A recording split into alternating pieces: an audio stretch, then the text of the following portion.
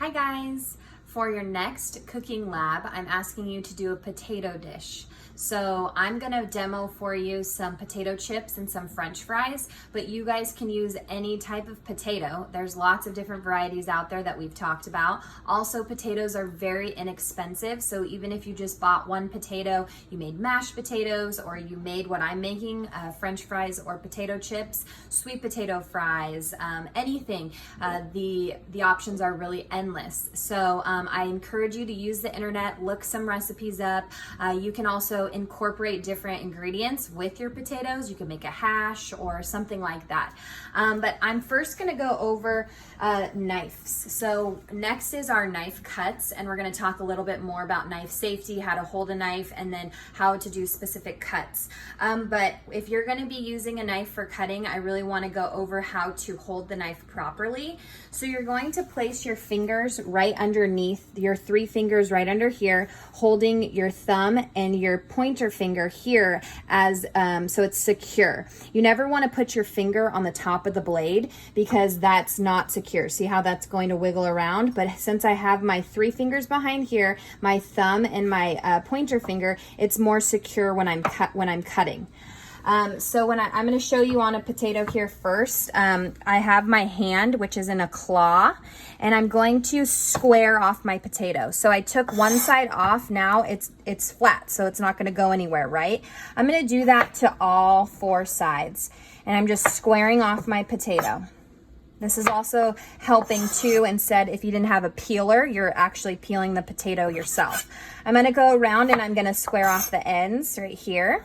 So now I have a pretty good, I would say, rectangle shape, and you can make it look really nice, but you're getting rid of all of this. So now what I'm going to do, I have my square. I'm going to do what I'm going to call a plank. So I'm going to slice this into plank size pieces. And I'll show you in a second here. So you have a plank. So we had a square, now we have planks, and now we're going to do sticks. And this is for our French fries. So now I'm just cutting them, and it's very important to keep everything at the same size because then everything's gonna cook evenly. If you have huge pieces and really small pieces, the small pieces are gonna burn, the large pieces are not going to cook evenly. So what I'm going to do is I'm going to place my potatoes into some water. This is going to take that starch off of them so that they will actually fry up a lot easier.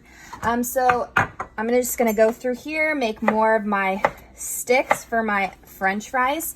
And you can make them thicker if you wanted more of a steak fry or if you wanted a thinner fry. However you like your French fries is fine, as long as they are all the same size is what I'm asking for. Consistency is important. Okay, so this is for my French fries, and you see I have a little bowl of water here, and they've just been soaking in there for, actually this has been about an hour, so the starches are really coming off of there. Now I'm going to use something for my potato chips, which is called a mandolin. And this is a mandolin right here.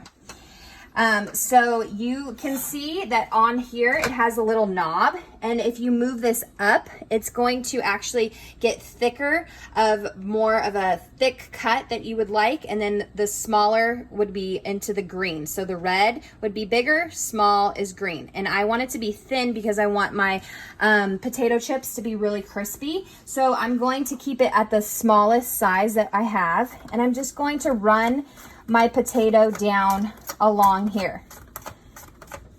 You can see that it's cutting precise little circles for me is what I want. And I'm going to continue to do that until the potato is almost done. If you don't have a fancy tool like this as a mandolin at home, that's totally fine. You can use your knife and just cut circles. But like I said, they need to be consistent. At the kitchen, at the classroom, I have this, and everybody comes up and they learn how to use it properly. You do have a guard if you needed to use it so that you could put it on top so that you never cut your fingers once it got down to the end. But the same thing after you cut, if you're going to be doing potato chips, you want to still place those in some water. And I have some that have already been in water here too. So you're just getting the starches off of them.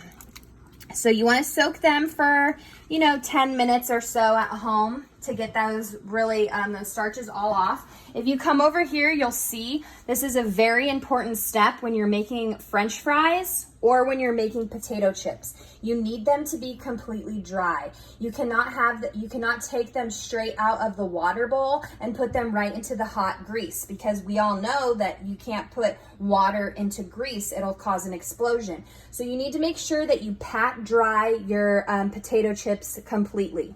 Now I'm going to talk a little bit about my oil. So the oil is a very important component when you are frying something. You want to make sure that your oil is hot enough. And how do you know if it's hot enough? Well, you'll know if you have a thermometer here, you can test it, and you want your oil to be between 370 and 380. So if you test your oil, you'll be able to see that in your thermometer, and you'll see that the heat, since I've had this on for a while, is going to go up. So I can control it that way. If you don't have a thermometer, you can simply test your oil by making sure that it's not steaming. If you see any smoke, your oil's way too hot, and do not fry anything. It's just going to burn to smithereens. But if you place your fry or your potato chip in the oil and it starts to bubble a little bit, then you know that it's ready. I see that it needs to be a little bit hotter, so I'm going to turn it up just a smidge, and I know that this has been on for a while, so it'll heat up pretty quickly. But you want to make sure that you pat dry your potatoes once again, and don't just throw them right into the water. You also see that I have some paper towels. I have it far away from the stove so that it does not catch on fire. Remember, I told you that that was a big issue in the classroom the last couple of years, is people having things too close to the fire. I fried up some potato chips already. You can see they're nice and crispy. It only takes about 3 to 4 minutes for the potato chip to cook up in the oil. If you wanted to, you did not have any oil and you wanted to bake them, you can do that. It's at 400 degrees for about 7 to 10 minutes until they're golden brown. You could also flip them halfway through if you wanted to. So you don't need to deal with the hot oil if you don't want to, if you don't feel safe. You can also pick a recipe, a potato recipe that doesn't involve any oil at all, mashed potatoes or some sort of casserole or hash browns or potato salad. So many different options, right? So it's your choice. You're the one that's cooking it. So like I said, please use the internet for inspiration. There's great recipes out there. Also look and see what ingredients you have in the fridge or the freezer and throw that in there. So I'm gonna check my oil again and see how it's working. I'm just going to put them in here. Another thing that you really want to make sure, see now they're starting to sizzle a little bit. That's great. You don't want to overcrowd your pan. So I wouldn't want to put a huge amount of potato chips in here. I'm just going to cover the surface so that all of them have enough room to cook. If you overcrowd them, they won't cook evenly once again, so you want to make sure that you're not doing that. Also, going back to the oil, if your oil is not hot enough and it's cold, it's going to absorb into all of those potatoes, and that's how you get really greasy potato chips or French fries. We talked about In-N-Out. In-N-Out having really soggy fries because they don't do a technique where they blanch their potatoes, put it in the freezer, and then fry them later like a lot of other restaurants do. So most likely your French fries or your potato chips are going to be a little bit soft, not as crispy as you usually will have them at a restaurant, unless you do that step and you blanch them and put them in the freezer, but that would take a couple of days. If that's something you want to do, just let me know. So you can see that they're frying up really nicely here. It's probably going to take about 3 to 4 minutes, and then they're going to turn out crispy and nice, just like these ones over here. One other thing that you need to know, as soon as they come out of the oil, if you're doing French fries or if you're doing potato chips, you need to season them while they're still hot. That hot oil will help that seasoning stick to them. I just use some sea salt here, but you can use really anything. Lowry seasoning salt, you can get fancy blackening seasoning. You could throw in some spices if you want to, however you like your chips. I know a lot of you guys said you like barbecue, you like spicy, lime, you could squeeze some lime on there, however, whatever you like, it's your chips. So I'm gonna let these go. And I'm going to take them out and I'm going to put them right here on my rack so that they will dry out. Again, I'm not going to crowd them. I'm not going to put them on top of each other because then they'll get really, really soggy. So that's it for this demo. I'm looking forward to all of your potato recipes and what you guys are gonna come up with. Remember, after you watch this demo, you're gonna need to fill out that demo sheet and also submit your recipe to me for approval. Okay guys, I'll see you later. Bye.